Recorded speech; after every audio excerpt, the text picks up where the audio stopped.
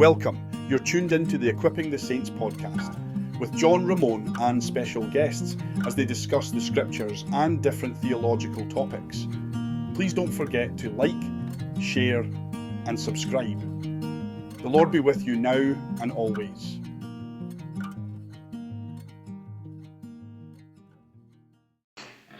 Hello there, welcome to this latest episode of Equipping the Saints, the fortnightly podcast of Edinburgh Bible College. I'm John Brand, Academic Dean of the College, and this week we have a treat for you.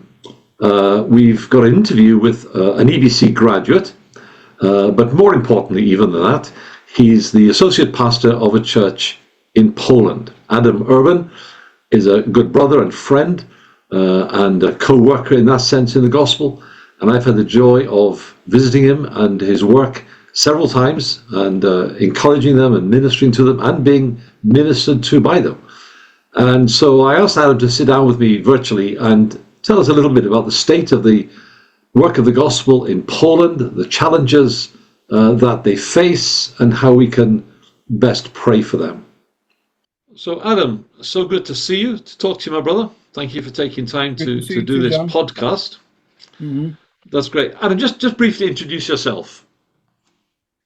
Well, my name is Adam Urban. I'm from Poland. I'm an associate pastor, assistant pastor, whatever you call it. One of the elders, one of the pastors in an evangelical church in Siedlce. And as a church, we also plant another church in Łuków, and this is eastern Poland, 100 kilometers east from Warsaw. I'm a husband, and I'm a father of a wonderful son, Franio. Brilliant. So yeah. That's great. And as you know, I've got the great joy of having visited Siedlce and Łuków a few times, so I can identify with them and understand where you're at. So Adam, can you just give us an overview of the evangelical church scene in Poland? I know that's a big ask, but just give folk who are watching this or listening to this just an idea of the state of play. Sure. I'll try. I don't know everything about evangelicalism in Poland and the flavor of Christianity, basically. But there are about 60,000 evangelical churches in Poland and about 60,000 Lutherans. And that's not to say that Lutherans don't preach the gospel. It's basically there is a distinction between those mainline churches, old-fashioned churches, and evangelical churches, I would say, that are a bit more modern, influenced by pietism, revivalism, that sort of. So when I say evangelical, I mean evangelicalism. That doesn't mean that Lutherans, some of them or most of them, don't preach the gospel. They no. So 60,000 evangelicals, 60,000 Lutherans. So that leaves us with 0.17% of evangelicals, or 0.25% of Protestant Christians in Poland. So 120,000 people in almost 38 million people country. So sorry, just one clarification. I think you misspoke a moment ago. You said 60,000 evangelical churches. I think you meant Christians. No, churches. Christians. Christian. You said churches. Churches. You said churches.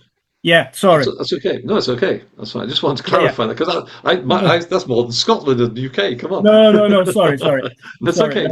That's my mistake. 60,000 Christians. Yeah, Christians, of course. If we talk about churches, there are about 700 local churches in whole Poland. mainly in the bigger towns and cities.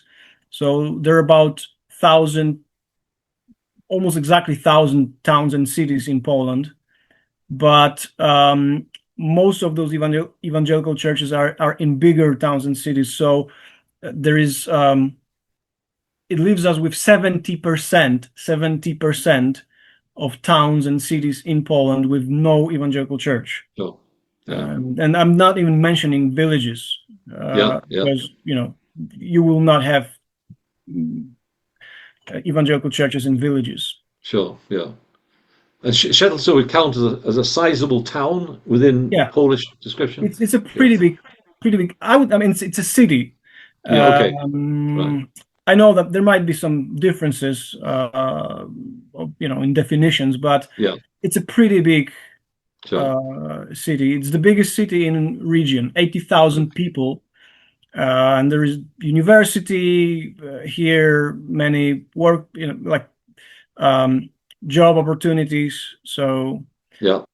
it's a pretty big city. Yeah. And Wukov would be a small town. Well, Wukov is at the moment 27,000. Oh, it's bigger than I thought. Okay. Yeah. Okay. It's not that small. It's not that Yeah. small. Yeah, but it's a bit different than Siedlce. People are leaving Wukov and they move to Warsaw or to Siedlce because there are not so many jobs there. Okay. So it's getting depopulated Okay. Understand. All right. year by year. Yeah. That's helpful. That's a good overview. Thank you. Thank you for sharing that. So, what are the main challenges facing the evangelical church in a country like Poland? Well, I would say very similar to other European countries. There are some, of course, there will be some unique challenges, but I would say in all of the European countries, we have a problem with nominal Christian. I mean, evangelical Christians have problem with nominal Christianity. How do you reach those Mm, people that they think they're Christians but they're indifferent to Christianity, basically. mm, But also secularism. So people who are disappointed with religion, they move toward secularism, consumerism. So they're not interested in religion whatsoever. sure. And in Poland, people leave the Catholic Church, but they don't turn to any other form Hmm. of Christianity very often. So that's how it looks like. Um, I it is true that Poland is maybe a bit more specific because of this, how strong the Catholic Church still is. But I'm not sure. I don't know I don't know about other countries that much. But part of the problem probably here, part of the one of the challenges is that Catholicism, traditional Catholicism, is part of the Polish identity. Hmm. It's Hmm. it's it's part of your identity as a Polish person. Hmm. Hmm. So all the traditions are based on Catholic traditions. Yeah. So when you preach the gospel, when you try to plant a church, it's not only an attack on your religion.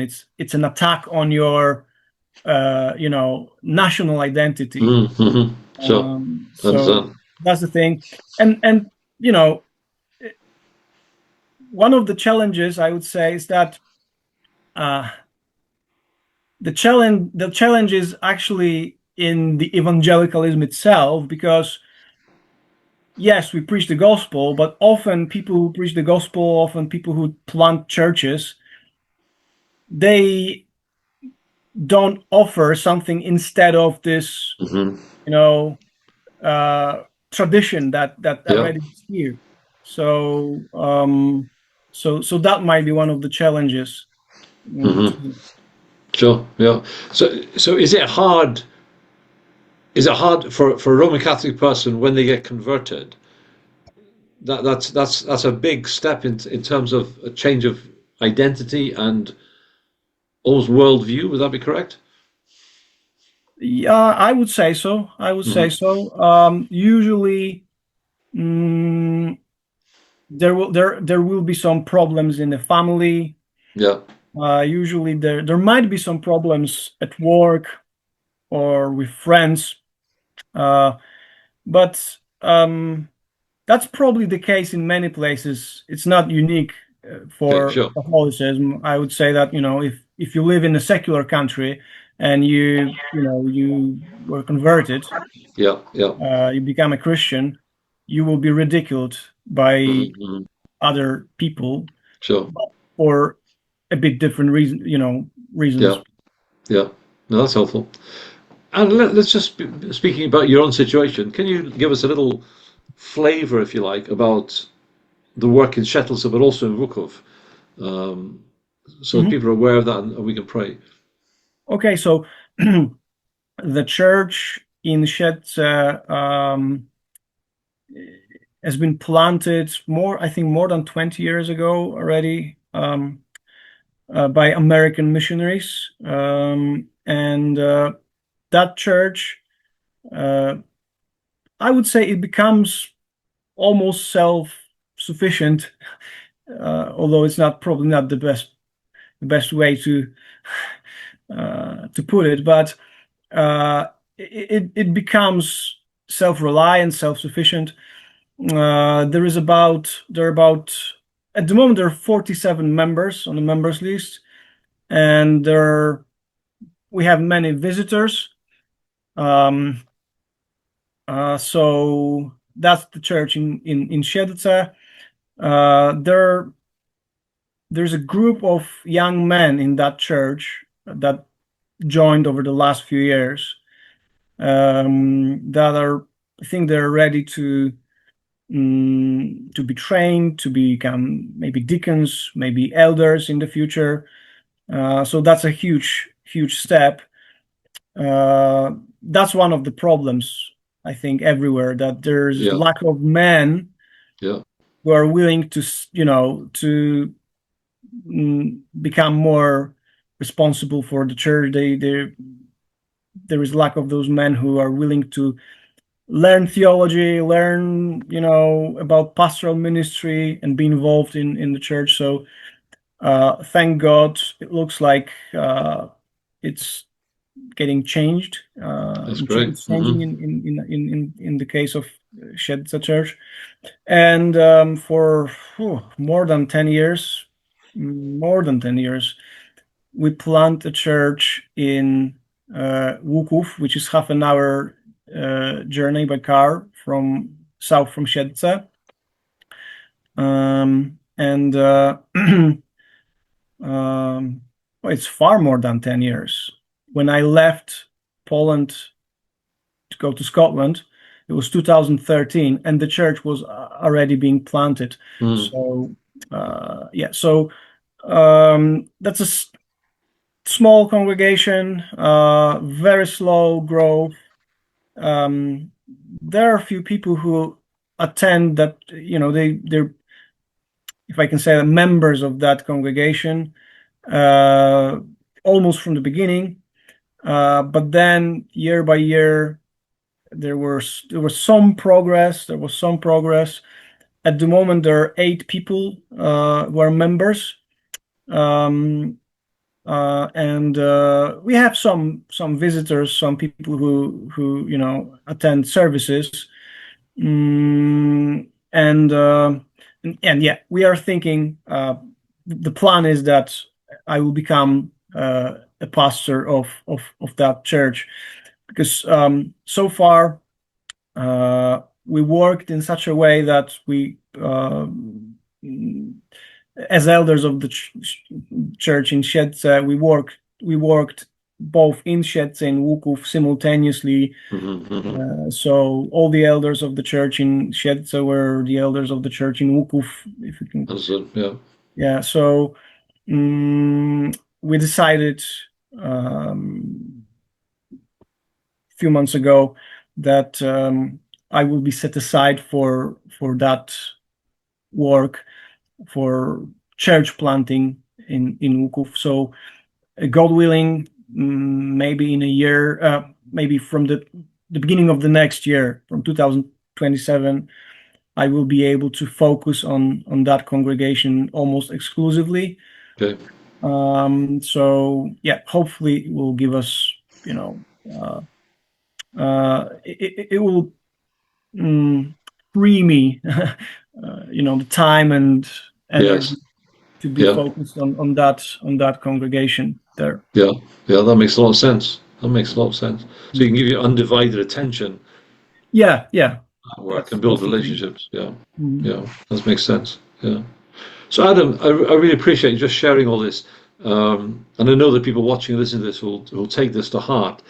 Can you give us 2 or 3 particular ways in which we can pray for the church in Poland, but also for your own situation?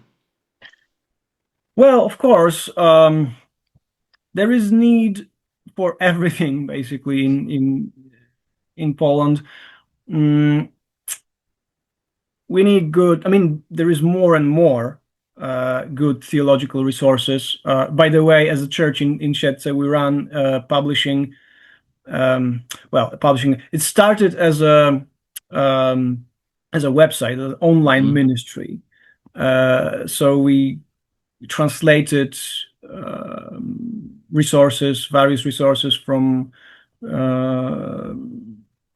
English resources, from 9 Marks, from Desiring God, from what else there is? Is there Ligonier Ministries, for instance, Grace to You.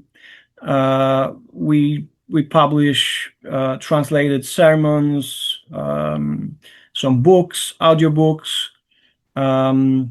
Year ago, or almost 2 years ago, we started a publishing company.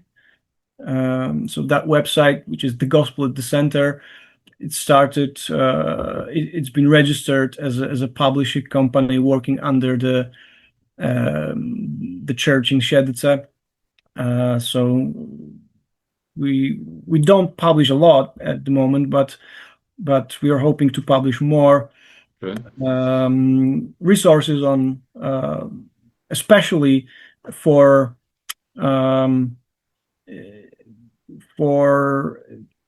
teaching children. Resources for children and for people who want to teach children.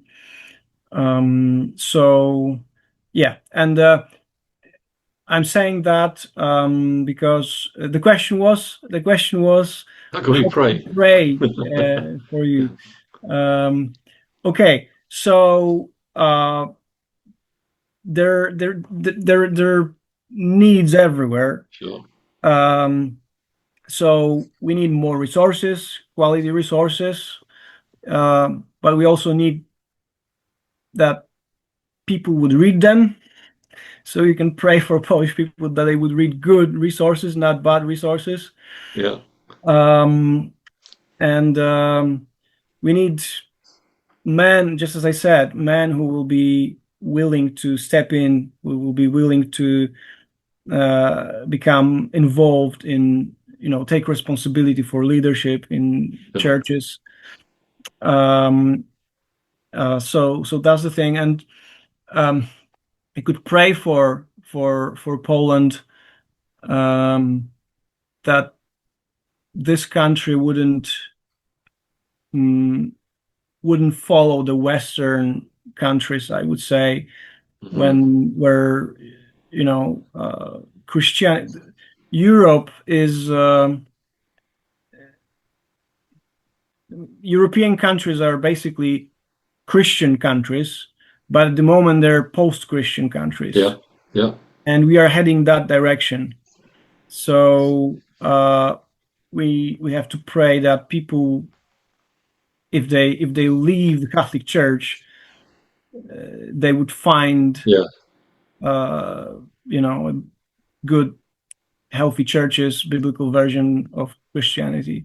Yes. Yeah. So that's one of the things you can pray for.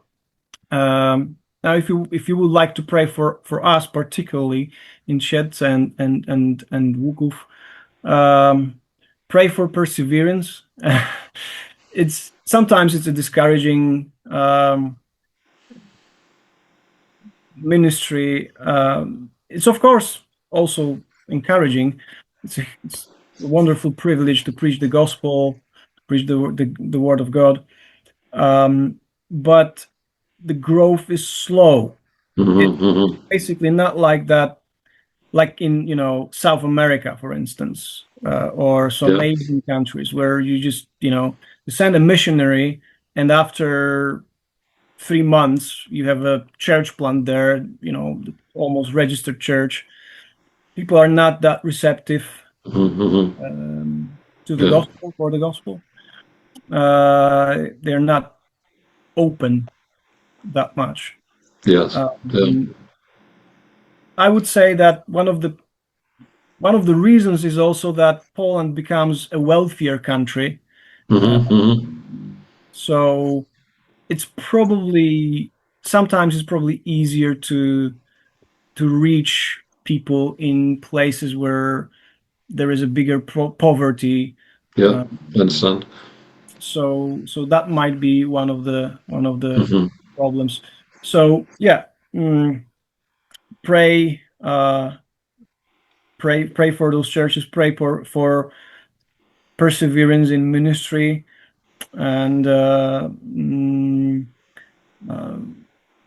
clarity of vision, because there is so much to do. Yes. Yeah. Easy to focus on too many things. It's easy to be, distracted. Sure. Yeah, that's the thing. That's helpful. That's good. I mean that's helpful. One thing you probably know, I often pray for pastors and churches with all this going on, is that, using words used a moment ago, is that you would have more encouragements than discouragements. There's always going to be discouragements. That's just life, and it's gospel work. It's always going to be discouraged. People leave church, people flourish and then suddenly drop away. All sorts of things go on. But my prayer is always that folk would have more encouragements than discouragements. And I think that's a good. We need to be praying that for you guys in Shettleston and Wuków, as well as for the church in Poland. And many of the things you said about Poland is equally true of Scotland or UK. Lack of leadership, lack of maturity, not reading good resources. And although we've got more resources, people just aren't reading them very much. Small churches struggling to survive. So I think we can identify in some way with that, but that's helpful. So thanks for taking the time, Adam. Really appreciate it, my friend. And I'm sure there'll be many people taking this to pray, and we trust God to see some specific direct answers to those prayers. Okay? Lord be with you. Thank you. God bless you. Bye. Bye, Adam. God bless you. Thank you for joining us, and don't forget to like, comment, share and subscribe. Please join us again next week as we continue our journey through the scriptures and theological topics. God bless you, and make his face to shine upon you now and always.